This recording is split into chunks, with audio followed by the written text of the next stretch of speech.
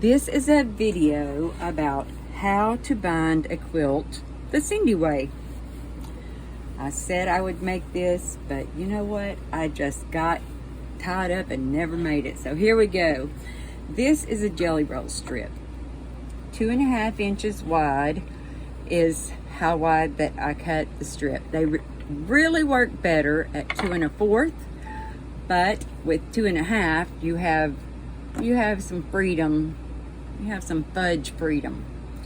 So you take your jelly roll strips, and at the ends, you put them right sides together and cross them. And then you sew straight across, corner to corner. Now when you're done, you want this to make a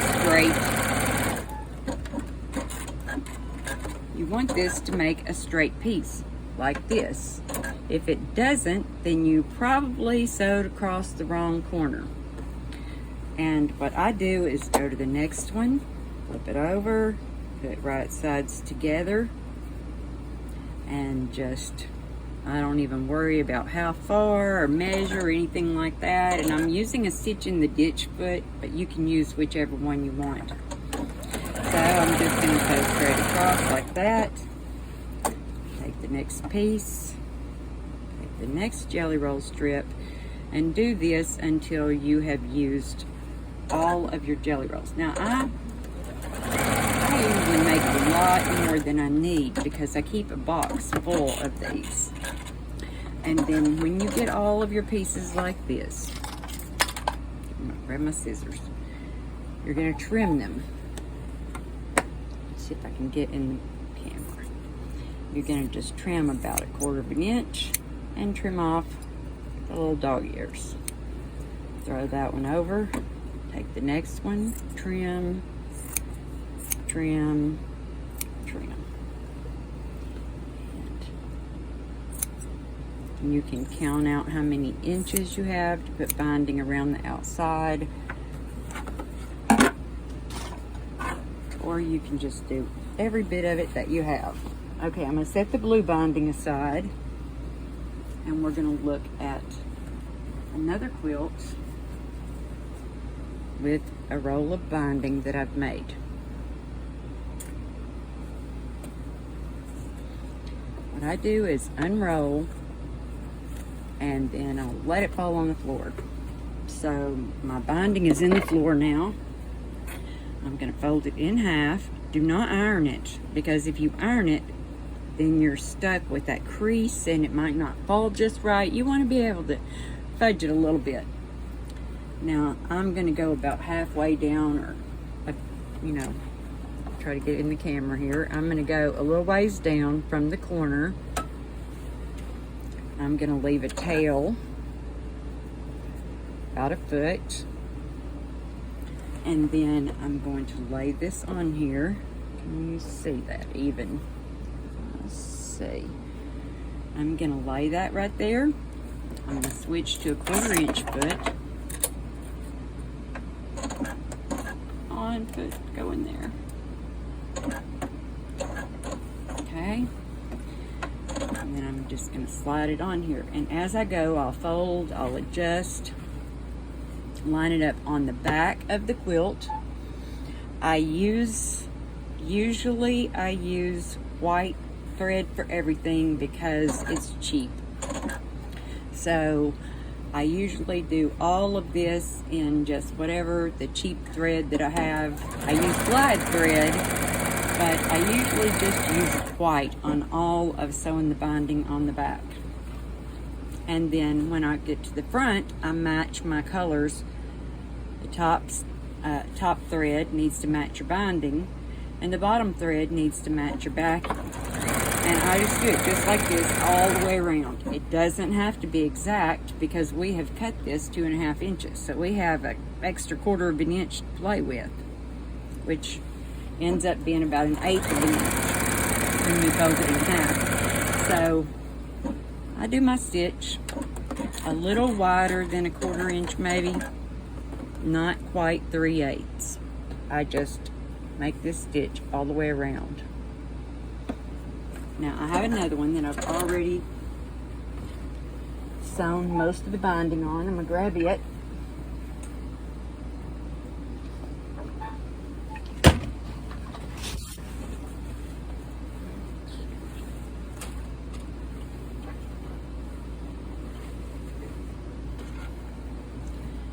This one I'm down to the corners. I want to show you how to do the corners. Get out of there. I'm going to show you how to turn the corners and then how to match the binding at the end. So we've got our foot here. We're going to go to the corner and just sew almost all the way to this corner. Now, why am I holding it in the back and in the front? I'm holding it because if you don't hold the back, this part of it will slide over and then you'll have crooked stitches. So I'm going to sew to about maybe 1/8 of an inch from the edge. Then I'm going to crease this with my finger and pull it out. Now I want to fold this where it is exactly a straight line perpendicular to this. I want the corner of it to touch the corner of my quilt. And then I'm going to fold it straight back. Now when I fold like this, I have a folded edge here and I have a straight edge here. And these two edges match exactly. So those two match exactly. This one is folded at the edge and this one is straight at the edge. And then I just flip my quilt, slide my corner, because the corner is all that I'm looking at right now, is just this corner. I want to make it perfect. And I start from the very edge and I start sewing. Whenever I get it there, my needle's down and it's there, then I can straighten my quilt, get my binding ready to go on down this row. And when I'm doing this, I usually match the bottom to the edge where I can still see the quilt, and then the top, smooth it out. I don't want to press it, I just want to smooth it out. And then make it all the way down. And we're coming to the spot where they're going to overlap. Go a little further.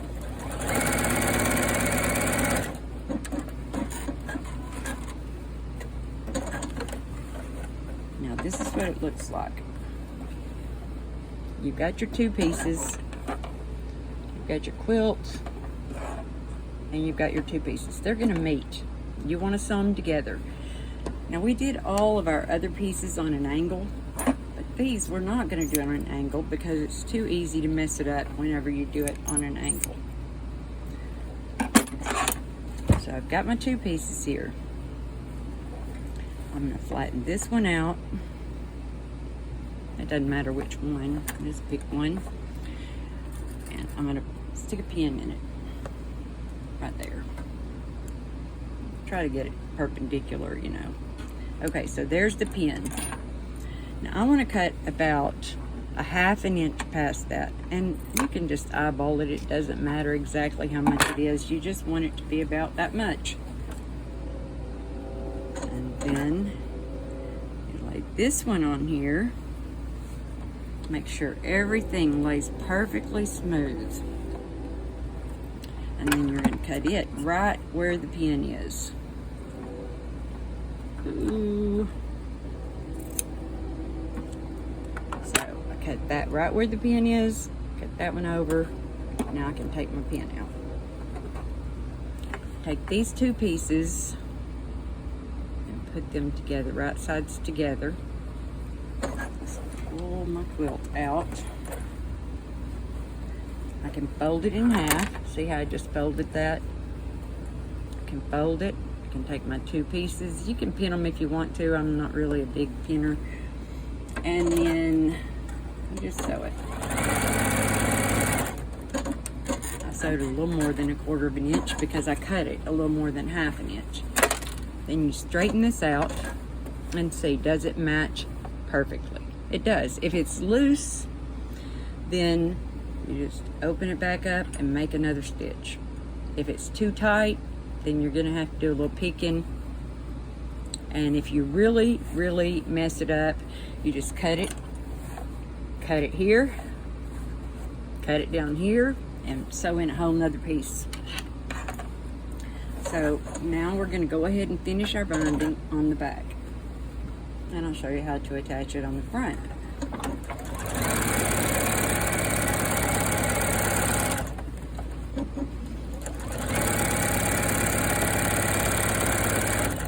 You know, I make 10 to 20 quilts a month, so I don't have time to sit and do this perfectly. Oh, I know, I'm talking with my hands. Hi there. And we're going to flip the quilt over.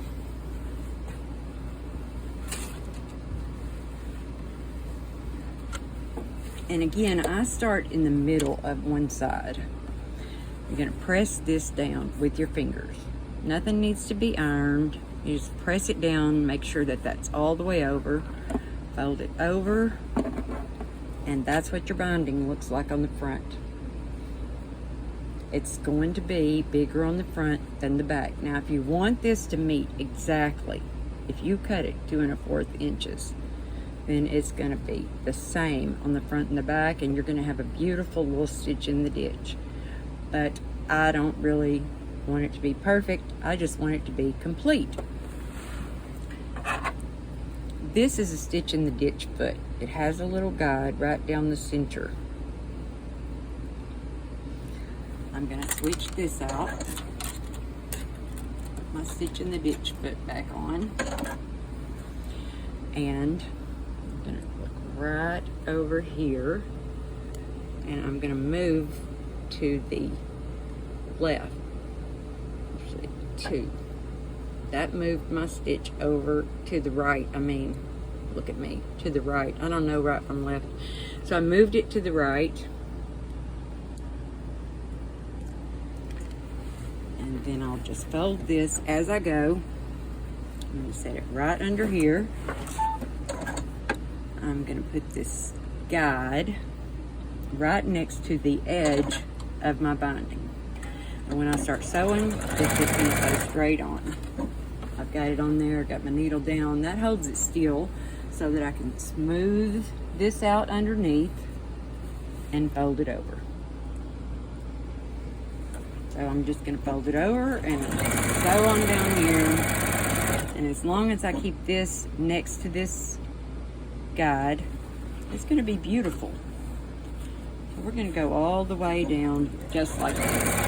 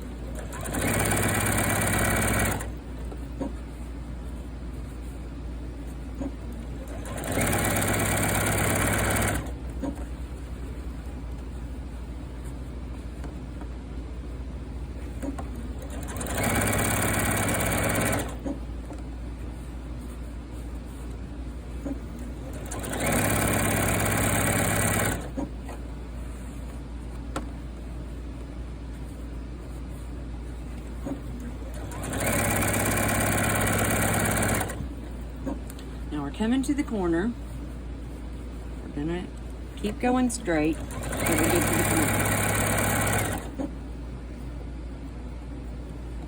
Okay, this is our corner. I want to sew this all the way to right here, almost to the end. I'm gonna do that. Make sure I've got it all smooth. Here. And then I'm going to take a few stitches and cut my thread. Now I turn. Now I want my corner to look beautiful. So I want that to be straight. I'm just going to fold it straight over. And what I want is this perfect corner. The only place that I'm going to put a stitch right now is right there in that spot, just to hold it still, and then I can work on all the rest of this stuff. So I've got it just like this. I can use a clip, I can use a pin, you can hold it with your fingers, and then slide it right under here, and just take a few stitches. Okay, flip out, go a little further.